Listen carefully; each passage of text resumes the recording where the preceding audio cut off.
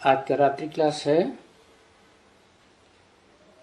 25/8/1967।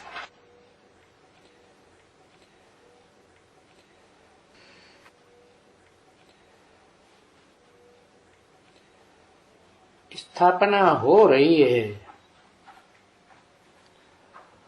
और अवश्य होनी है।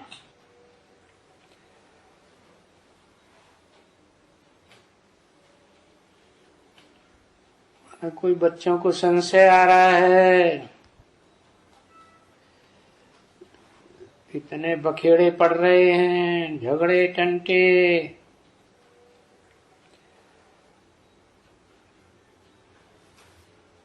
कैसी स्थापना होगी, वो भी नई राजधानी की।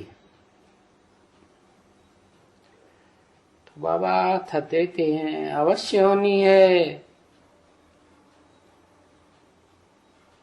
तो ये निश्चय है कि स्थापना अवश्य होनी है, तो अंदर में खुशी होनी चाहिए कि मोहड़ा लटक जाना चाहिए,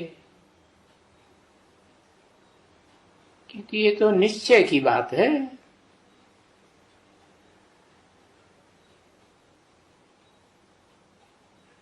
माया निश्चय की परीक्षा लेती है, जानते हो कि बादशाही तो जरूर स्थापन होनी है।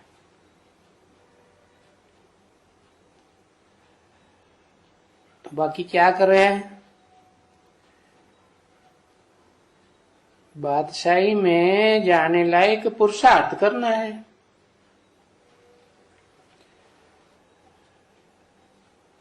राजा बनना है ना, और राजा तो स्वतंत्र होते हैं, उनके ऊपर तो कंट्रोल करने वाला कोई होता नहीं।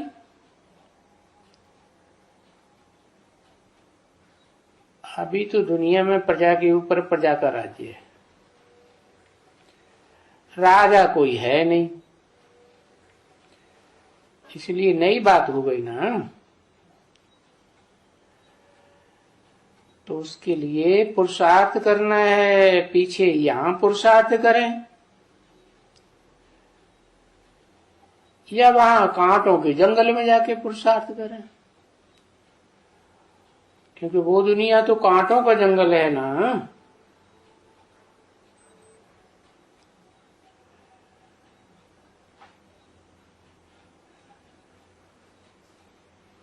बाबा ने बीच में बोल के कहा, अरे फिर क्या हुआ, कोई नई पार्टी आ गई।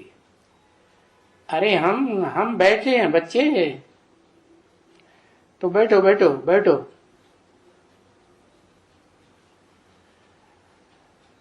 वास्तव में ये बगीचा भल छोटा है और ये नया है बिल्कुल।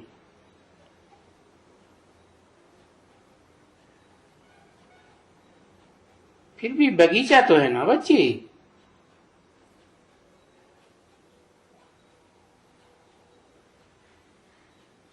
अब इस ब्राह्मण के बगीचे में ट्रांसफर होना है। कहाँ? ब्राह्मणों को ट्रांसफर होना है देवताओं के बगीचे में।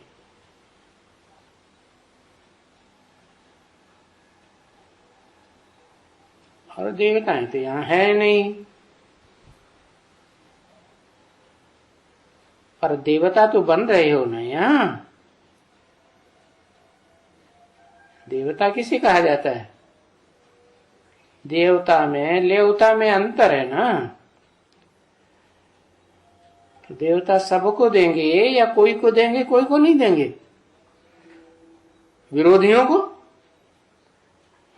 को भी देंगे, निंदा करने वालों को भी देंगे। तो ऐसे देवता बने हो, बन रहे हो, मनुष्य से देवता बन रहे हो। मनुष्य से क्यों टैली कर दिया है? क्योंकि मनुष्य जो होता है, विरोधी सामने आता है तो दिमाग चलने लग पड़ता है। देवता तो बिंदु आत्म की स्मृति में सदा रहने वाले,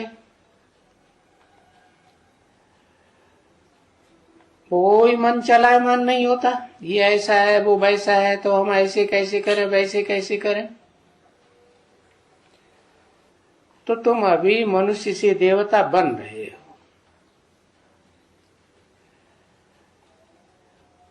तो ये अगर यहां रहना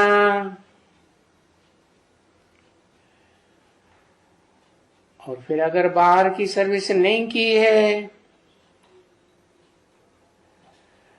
तो बाहर सर्विस न करने से तो अच्छा यहां रहें। यहां रहना फिर अच्छा है, क्योंकि बाहर सर्विस न करेंगे तो डिसर्विस ही करेंगे।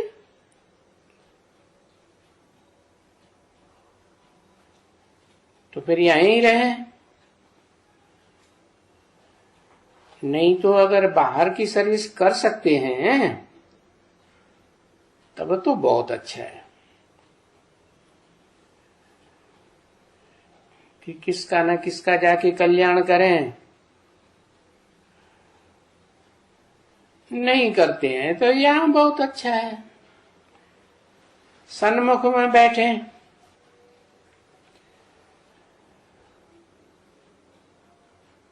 और यहाँ सन्मुख में आने के लिए तो देखो कहां कहां से दूर दूर से आना पड़ता है।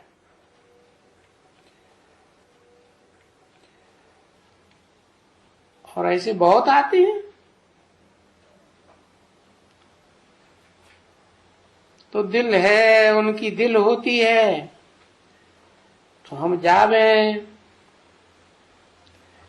बाबा के पास कुछ न कुछ वक्त तो रह कर के जावे।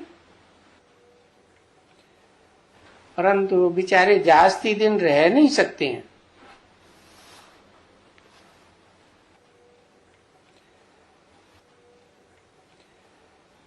परंतु यहाँ तो इसको कहा जाएगा क्या, परम अपार खुशी बच्चों के लिए।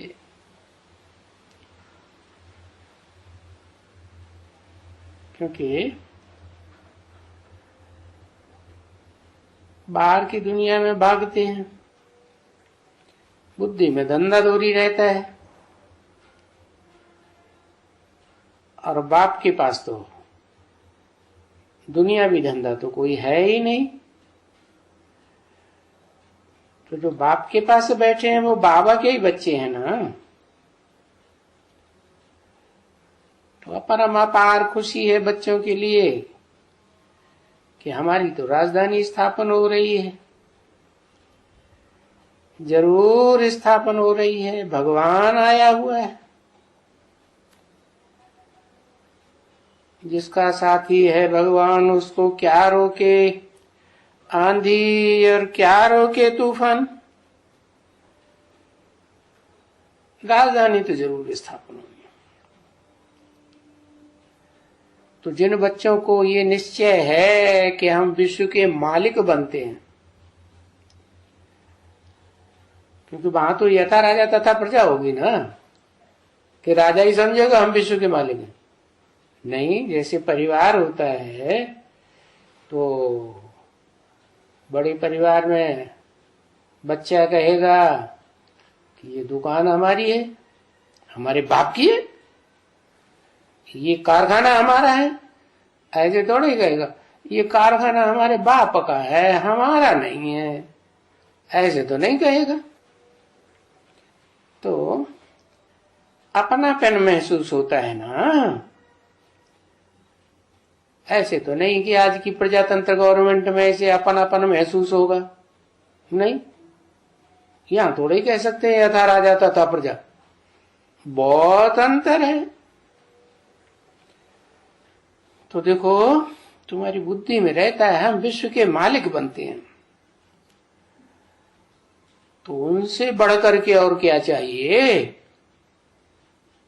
इससे बढ़कर और खुशी कोई होती है दुनिया में। इतने बड़े बड़े महत्वाकांक्षी आए, हिटलर, नेपोलियन, कोई भी विश्व के मालिक नहीं बन सके। कितनी मेहनत की, टाए टाए फिस, निकला कुछ भी नहीं। और तुमको तो पक्का निश्चय है हम विश्व के मालिक बने कि बने। बाकी बाबा कहते हैं पुरुषार्थ करके विश्व की राजधानी में आओ।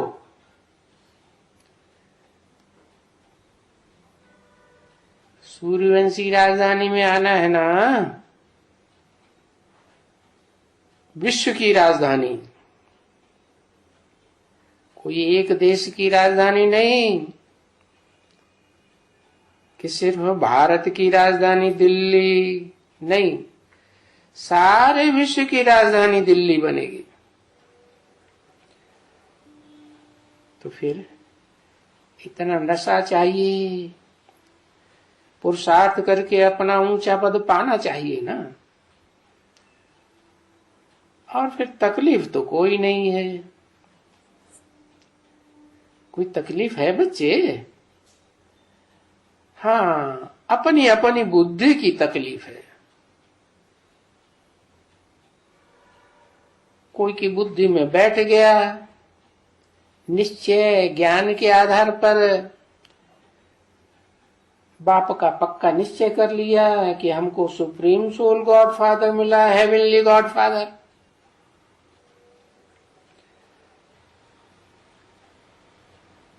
तो कोई तो अपनी बुद्धि इधर लगाते हैं, कोई की नहीं लगाई जाती।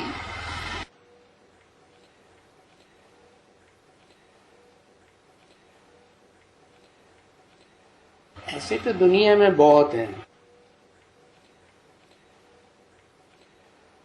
तुम किसके भी पास जाओ,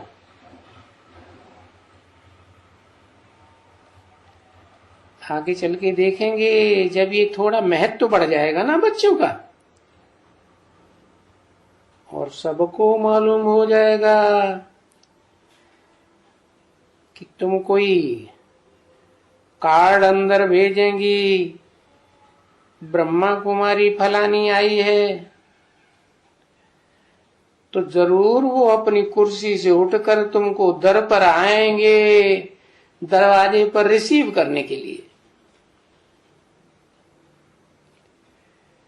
क्योंकि तुम बच्चियां हो, कोई का भी जीवन हीरे समान बनाने वाले।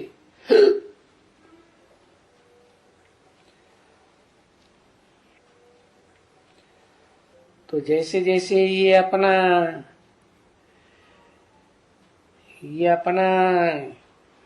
ज्ञान का विस्तार बढ़ता जाएगा,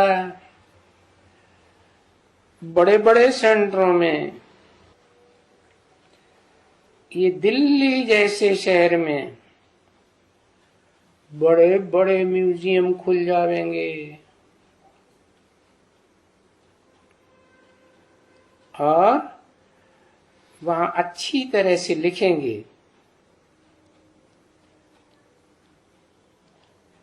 बड़े बड़े आदमी भी लिखेंगे कि भारत को फिर से ईश्वर की बादशाही मिल रही है,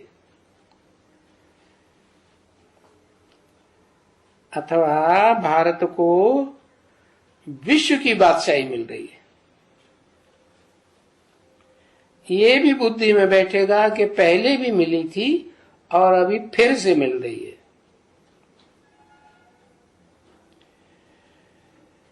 क्योंकि ये तो तुम बच्चे सभी जानते हैं।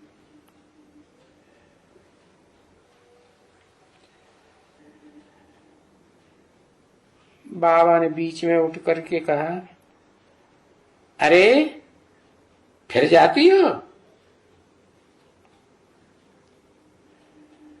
भारत बैठे, भारत को विश्व की बादशाही 5000 वर्ष पहले मिसल कैसे मिल गई है? ये कोई का लिखना कम नहीं है। ये लिखत जो लिख कर जाते तो उस लिखत को देख करके सब खुशी होंगे, और ये होगी खुशी की अनाउंसमेंट या कहो गॉडली अनाउंसमेंट कि भारत को फिर से सतयुगी विश्व की बादशाही मिल रही है,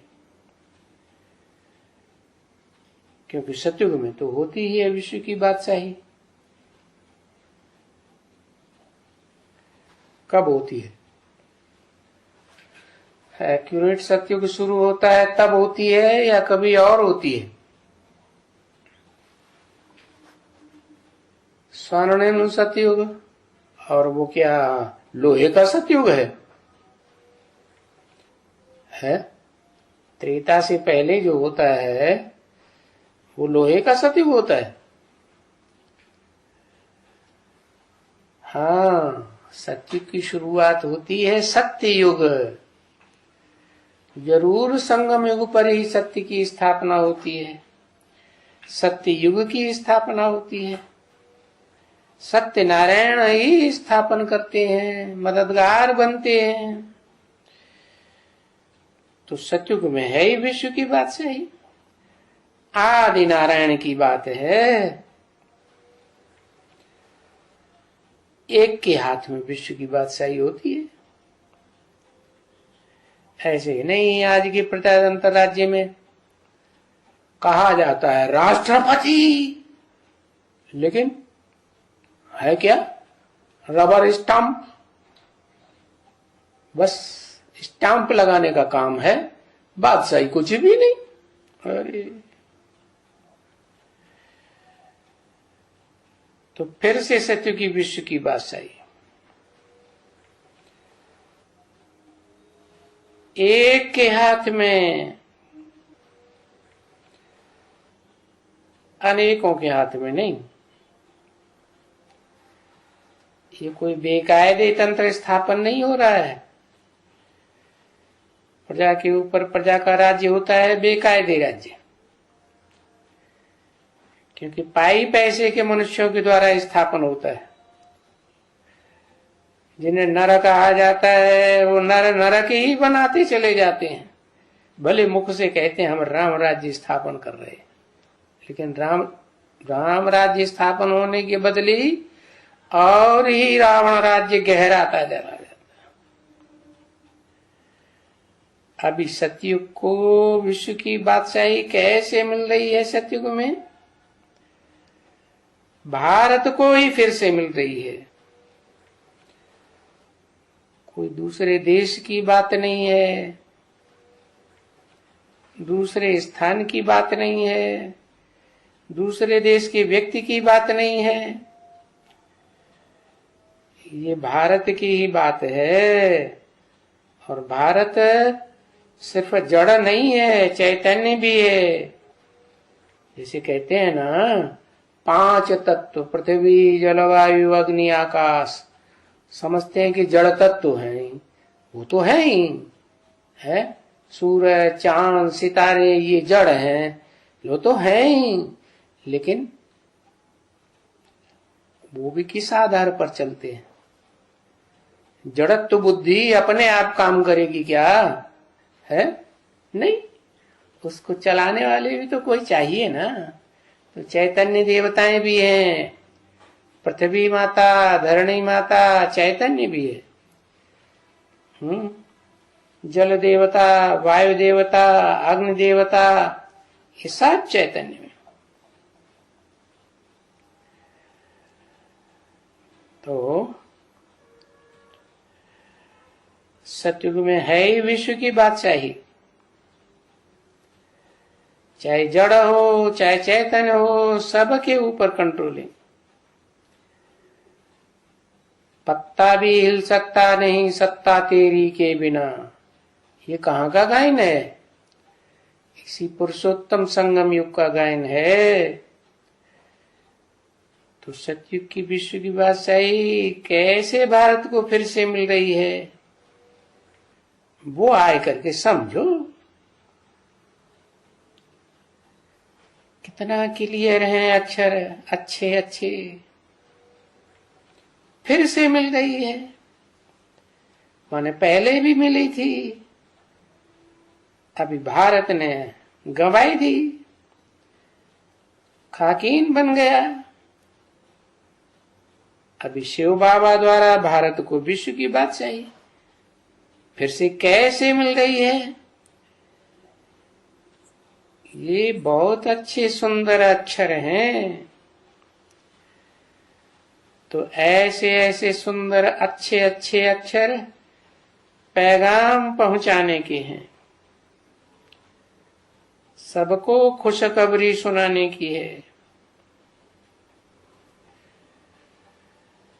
जांच जांच करके ऐसे अक्षरों को निकाल करके बाबा के सामने ले आना चाहिए।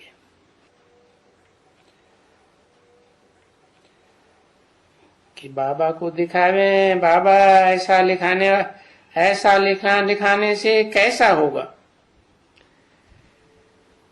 ठीक होगा? अब ये बात कोई ने नोट किया है या भूल गया? क्योंकि ये बाबा लिखवाते हैं ना, उनको लिखवाते हैं। ऐसे नहीं अहंकार आना चाहिए मैंने लिखा। तो यहां भी ऐसे बोर्ड लिखवाएंगे कि भारत को फिर से विश्व की बादशाही मिल रही है, और भले 5000 वर्ष पहले भी मिली थी, 5000 वर्ष पहले मिसल राजाई मिल रही है विश्व की। क्यों? तुम समझाते हो। क्या समझाते हो 5000 वर्ष के लिए? मुख्य बात कल मुरली में बताई थी। समझाते हो क्राइस्ट से 3000 वर्ष पहले लॉर्ड कृष्ण का राज्य था, भारत में पैराडाइज था। ऐसा क्रिश्चियंस लोगों की मान्यता है। 3000 बिफोर क्राइस्ट। तो हो गया ना क्लियर?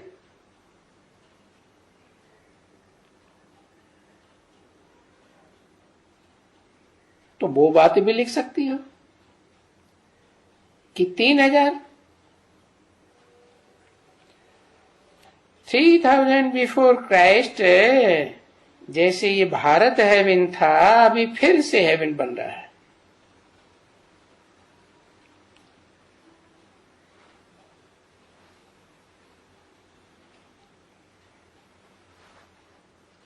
तो हेवन बन रहे हैं, तो कौन हेवन बनाएगा?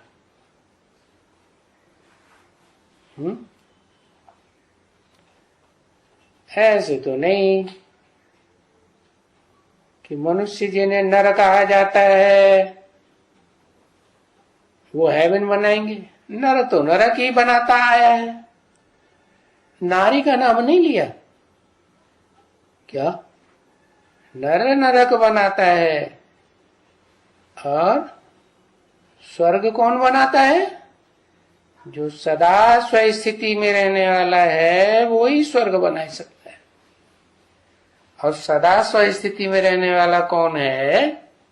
इस दुनिया में तो कोई दिखाई नहीं पड़ता। कोई है नहीं। इस दुनिया में अगर स्वर्ग बनाने वाला कोई होता, सतयुग से लेकर के कलयुग के अंत तक कोई है? इस दुनिया में सतयुग से लेकर कलयुग के अंत तक कोई नहीं दिखाई देता जो सदा स्वस्थिति में रहने वाला हो। सब नीचे गिरने वाले, स्वस्थिति से देहभान की स्थिति में आ जाते। तो जरूर ऐसी कोई दुनिया है, वो निराकारी दुनिया है।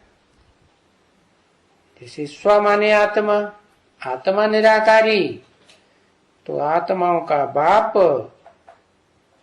वो भी तो निराकारी होगा। तो वो आत्माओं की दुनिया है, सोल वर्ल्ड। सुप्रीम एबोर्ड, मुसलमान कहते हैं अर्श। खुदा अर्श में रहता है, फर्श में नहीं रहता। तो वो खुदा जिसे कहते हैं वो खुद अपनी मर्जी से आता है, और तब आता है ये दुनिया रौरव नरक बन जाती है। जो नर हैं, मनुष्य हैं, उनका सारा घमंड चूर चूर हो जाता है कि हम राम राज्य लाएंगे। तो देखो, वो हेवनली गॉड फादर ही है, सदा स्व स्थिति में रहने वाला। भले इन देह अभिमानियों की दुनिया में आता है, लेकिन तो भी स्वस्थिति से नीचे नहीं गिरता कभी। तो ऐसे बाप के सिवाय, सुप्रीम सोल के सिवाय और कोई थोड़ा ही बना सकता है। बना सकता है। देवान में रहने वाला नीचे गिरेगा और दूसरों को भी नीचे गिराएगा, क्योंकि देह है ही 5 तत्वों से बनी हुई। 5 तत्व तो विनाशी है। क्या? क्यों विनाशी है? आत्मा को क्यों न विनाशी कहा जाए?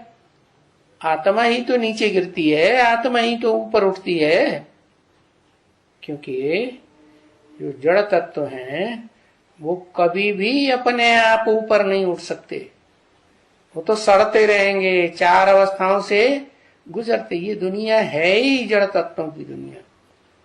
शरीर बनते हैं वो भी 5 जड़ तत्वों से बनते। दुनिया की हर चीज जड़ तत्वों से बनती है।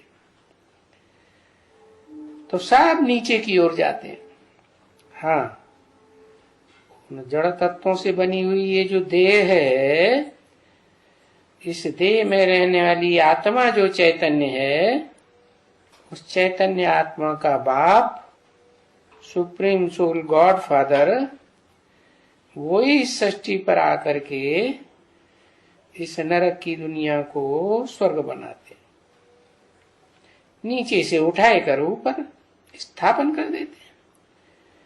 तो ऐसे ऐसे टोटके कोई लिख करके भी बाबा को देंगे तो बाबा उन बच्चों को बहुत थैंक्स देंगे। वाह बच्चे वाह, बहुत अच्छी लिखत बनाई। खुशी होगी कि हम लिख देवें कि ऐसे ऐसे म्यूजियम्स के ऊपर लिख दियो, क्योंकि आके समझो। फिर लिखा जाता है विद फैक्ट्स एंड फिगर्स, तुम प्रूफ और प्रमाण के साथ बता सकते हो। एंड इलस्ट्रेशंस, चित्र। अभी इंग्लिश अक्षर है तो उसकी हिंदी करनी पड़े। बाबा कोई अक्षर इंग्लिश में अच्छी तरह से कह सकते हैं तो फिर हिंदी नहीं कह सकते हैं। कभी कोई हिंदी कह सकते हैं तो वो अक्षर है इंग्लिश में नहीं मिलेंगे, क्योंकि न वो पूरी पढ़ी है इंग्लिश और न पढ़ी है, तो भाषा कैसी भी हो, अपना तो मतलब काम से है। अपना मतलब भाषा को नहीं देखना है कि ये भाषा अंग्रेजों की बोलते हैं, मुसलमानों की बोलते हैं।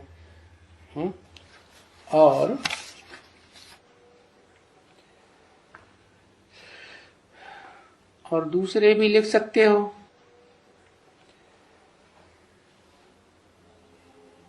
दूसरे अक्षर भी लिख सकते हो।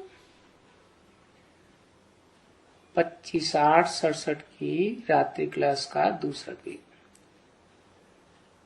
तो शिव बाबा कहते हैं मुझे याद करो तो मैं तुमको विश्व की बादशाही दूंगा।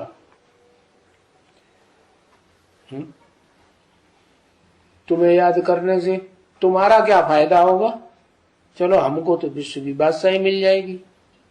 है बाबा, बताओ तो।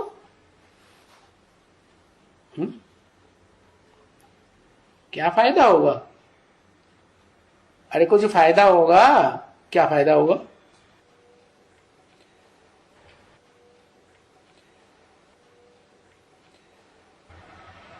जैसे आप वैसे आप, और जैसे बच्चे हैं नीचे गिरे हुए वैसे बाप बन जाएगा नीचे गिरे हुए। जैसे को याद करेंगे वो तो बच्चे बनेंगे, बाप को क्या फायदा है?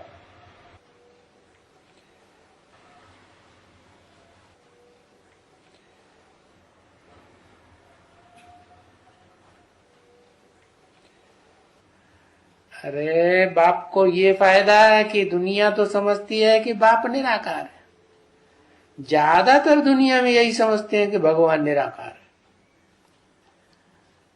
तो निराकार को कौन पूछेगा? कौन प्यार करेगा? निराकार को कैसे प्यार करेंगे? तो बाप को खुशी होगी, देखो मैं निराकार हूं तो भी सारी दुनिया मेरे को याद करेगी। कैसे याद करेगी? है मैं बताऊंगा कि मैं निराकार तो हूं। जैसे आत्मा भी निराकार होती है। निराकार आत्मा जब तक गर्भ में शरीर में प्रवेश न करे और प्रत्यक्ष न हो संसार के सामने, तो कोई उसे प्यार करेगा? कोई नहीं प्यार। तो ऐसे ही मैं भी इस सृष्टि पर आता हूं तो साकार शरीर में प्रवेश करता हूं, और प्रवेश करने से ही नहीं काम चलता है। प्रवेश करने के बाद फिर संसार में परिपक्व स्टेज में जब ज्ञान फैलता है तो मैं प्रत्यक्ष भी होता हूं। और प्रत्यक्ष होता हूं तो सारी दुनिया के सामने प्रत्यक्ष होता हूं, या कोई के सामने होता हूं, कोई के सामने नहीं होता हूं, सारी दुनिया के सामने प्रत्यक्ष होता हूं। सब मुझे याद करते हैं। सबकी बुद्धि में सिक्का बैठ जाता है कि इससे ऊंचा और दुनिया में कोई नहीं। तो मुझे फायदा हुआ कि नहीं हुआ? है दुख। अपने फायदे की बात देख लेंगे, बाबा का फायदा कुछ भी नहीं देंगे। ये क्या बात हुई? कितने स्वार्थी बन गए हैं बच्चे। तो शिव बाबा कहते हैं मुझे याद करो तो मैं विश्व की बादशाही दूंगा। क्या मुझे याद ही नहीं करेंगे? इसका मतलब तुम्हारी बुद्धि में पहले भी सिक्का नहीं बैठा था बाबा का, इसलिए अभी भी बाबा को याद नहीं करते। अपने संगी साथियों को ही याद करते रहते हैं कि यही बहुत महान है।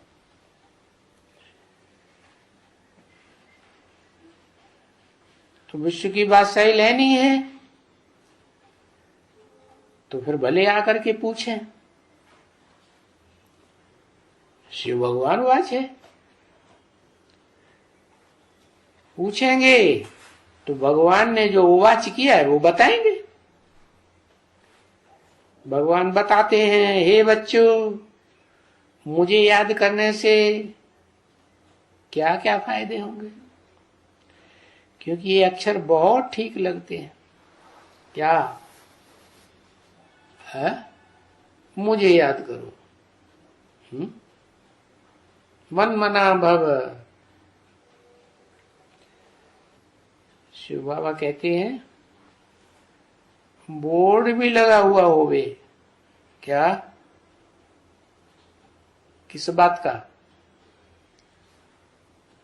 मुझे याद करो तो तुमको विश्व की बादशाही मिलेगी। और जितना याद करेंगे उतनी विश्व की बादशाही मिलेगी। क्योंकि गीता में आया है ना, मन मना भव मध्याजी भव। उसका अर्थ भी यही है। क्या? इतनी याद करो जो मेरे मन में, मेरे दिल में समा जाओ। क्या ये दिल तख्त है ना? सिखों के मंदिर में अकाल तख्त होता है ना, वो क्या है अकाल तख्त? अकाल तख्त अर्थात जिसको काल खा न सके, ऐसा तख्त। तो फिर बनाया हुआ है लकड़ी का। लकड़ बुद्धि था क्या? तो लकड़ बुद्धि, पत्थर बुद्धि की यादगार में लकड़ का बनाया? हाँ, पत्थर बुद्धि को पारस बुद्धि बनाने वाला हेवनली गॉडफादर है क्या? उसी में आकर बैठता है। तो जिसमें आके बैठता है उस तख्त को कोई काल खा नहीं सकता। इसलिए कहते हैं मन मना भव, मेरे मन में समा जा। अरे मेरे को मन है क्या? है? मेरे को मन है ही नहीं, मेरे को दिल है ही नहीं। मैं तो शुद्ध आत्मा हूं। तो फिर जिसमें प्रवेश करता हूं, जिसमें बैठता हूं, उसको अपना दिल है, मन है।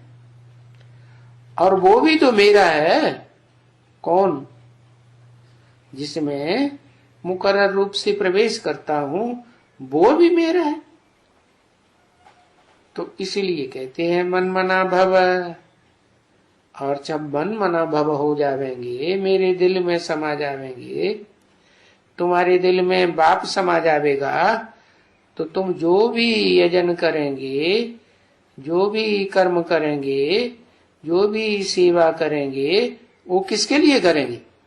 जिसके ऊपर दिल बैठ जाती है उसी की सेवा करते हैं, उसी की सेवा करना चाहते हैं। और तो किसी की सेवा में मन नहीं लगता, मजबूरी में जैसे करते हैं, है ना?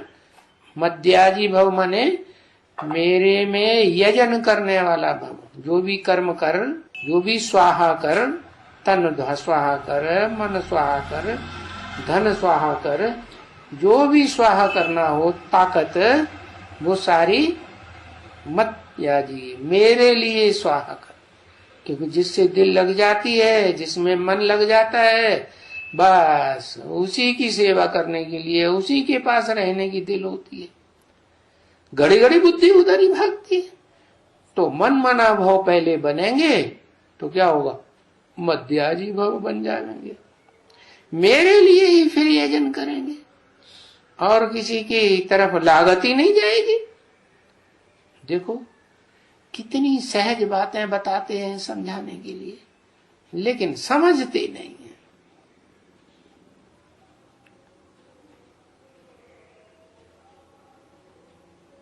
वो भी दिन आएगा। कौन सा दिन है? जो तुम किसी को भी ये अक्षर सुनाएंगे मन मना भव, मध्याजी भव, तो वो समझा और समझते हुए तुरंत तीर लग गया, घायल हो गया। अरे मैं किसके लिए मध्याजी भव हो रहा हूं? समझा? तो पता नहीं कितना तुमको मान और इज्जत देंगे कि तुमने हमारी आंखें खोल दी।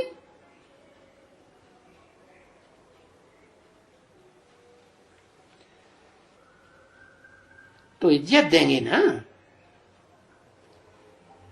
तो इस बात को नोट करके रखना है, क्योंकि वहां भी आएंगे कोई आर्टिस्ट, तो उन आर्टिस्ट से ये अक्षर अच्छे अच्छे लिखवाएंगे ना। तो कोई ने कहा हाँ जी लिखवाएंगे।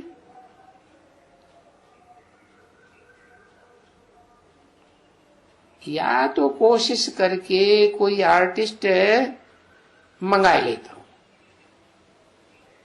मैं खुद ही मंगा लेता हूं। वो यहां बैठ करके लिखते रहेंगे, बढ़िया बढ़िया अच्छे अच्छे बोर्ड बनाते रहेंगे।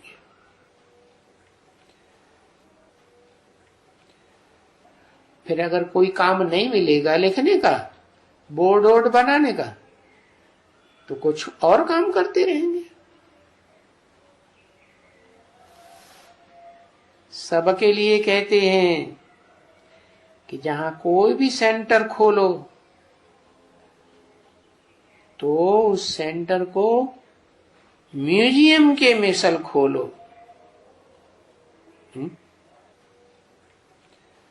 अच्छे से भवके से खोलो। पहले कहते हैं गीता पाठशाला खोलो, फिर कहते हैं गीता पाठशाला का नक्शा मधुबन जैसा बनाओ,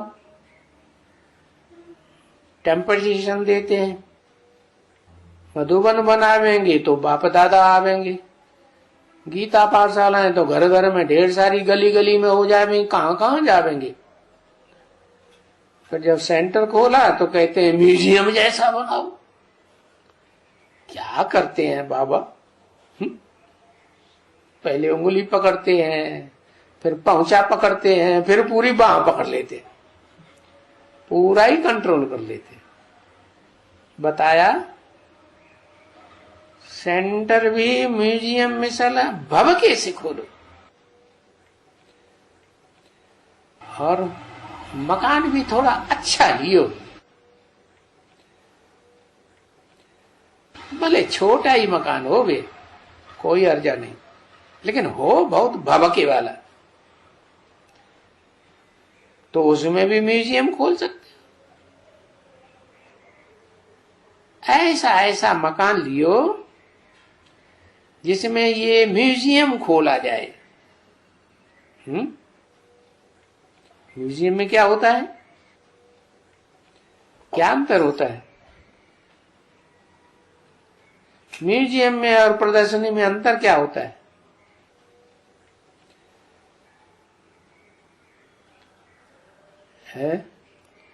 म्यूजियम में, हाँ, म्यूजियम में लोग खुद आवेंगे,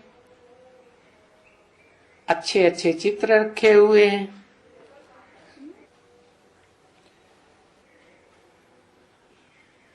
म्यूजियम में तो जड़ चित्र होते हैं। हाँ, अभी जड़ चित्र हैं, उन जड़ चित्रों को देख देख करके चैतन्य भी तैयार हो जाएंगे। तो चैतन्य चित्रों का म्यूजियम खुल जाएगा तो फिर एक जगह बैठेंगे कि जंगल जंगल में मारे मारे फिरेंगे, है? एक जगह बैठ जाएंगे। तो म्यूजियम खोला जाए तो वो अच्छा भवके से खोलें, है? चित्र थोड़े लगेंगे, चित्र लगेंगे तो फिर स्थायी आते रहेंगे। तो तुम बच्चे बिजी रहेंगे क्योंकि लोग स्थायी पार्टियां आती रहेंगी, तो तुम्हारा हौसला बढ़ता रहेगा। नहीं तो सारा दिन गुटखा खाते रहते हैं, पता नहीं ये ज्ञान ठीक है, अच्छा है कि नहीं है, कोई आता नहीं है। नई नई दुकान खोलते हैं ना, तो उनमें कोई कोई 2-2 4-4 रोज में एक आदमी आता है। तो ऐसे होता है कि नहीं? तुम्हारा डेंटिस्ट क्या कहता था? नई दुकान खोली है? नई दुकान खोली है, कोई आता नहीं है, इसलिए तुम अपने जान पहचान वालों को लाओगे तो अच्छा है, दुकान थोड़ी भरी भराई दिखाई पड़ेगी। नहीं तो खाली बैठे रहते हैं, गुटखा खाते रहते हैं। तो नई नई दुकान, उनमें कभी 2-4 रोज में एक आता है, 2-4 आते हैं। लेकिन अगर म्यूजियम खुला हुआ होगा भवके वाला, तो समझा करके सुनाएंगे और सब आ जाएंगे, आकर के समझेंगे। और फिर बच्चों को समझाने में भी ऐसे सहज होता है, चित्रों के द्वारा। किसको समझाने में सहज होता है? बच्चों को, किस सालिम बुद्धियों को। जो बच्चे होते हैं, बच्चे जो बुद्धि होते हैं, बच्चा बुद्धि, उनको चित्रों के ऊपर समझाने में सहज होता है। और जो सालिम बुद्धि होंगे, बिगर चित्रों के समझा सकते हैं कि नहीं? समझा सकते हैं। तो अभी तो बच्चे हैं ना, किसको कह देना है कि देखो ये कितने 500 करोड़ मनुष्य हैं। किसी ने कहा 500 करोड़, हाँ 500 करोड़। तो थोड़ा ख्याल करो, आओ हम चित्र पर दिखलावें। तो भारत में पहले पहले तो थोड़ा था ना, जब स्वर्ग रचा था तो देवताएं बहुत थोड़े थे। आखिरी स्वर्ग में भी ऐसे नहीं कि 33 करोड़ देवताएं गाए जाते थे तो 33 करोड़ थे, नहीं, मुश्किल से 8-10 करोड़ थे। तो स्वर्ग की शुरुआत हुई होगी तो कितने कम होंगे? बहुत थोड़े होते हैं। तो देखो, स्वर्ग था लेकिन बहुत थोड़े थे।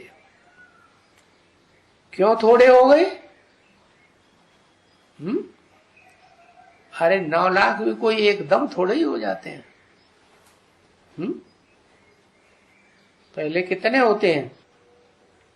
उंगलियों पे गिने जाने वाले 5 ब्राह्मण कहे जाते हैं, 5 पंडित, पांडव। बाकी ऐसे तो नहीं कि 5 ही होते होंगे। ये तो बताया है, सब उंगलियों पे गिने जाने वाले थोड़े हैं। तो इससे साबित होता है जरूर 500 करोड़ का विनाश हुआ होगा। और कितने बचे होंगे? थोड़े से बचे। तो इन बहुतों का विनाश के लिए है नेचुरल कैलेमिटीज। ये तो निश्चय करना चाहिए कि स्वर्ग तो आता है, अभी स्वर्ग की बादशाही कैसे मिले? सो तो बाप कहते हैं कि बिना सामने खड़ा है मुझे याद करते रहो।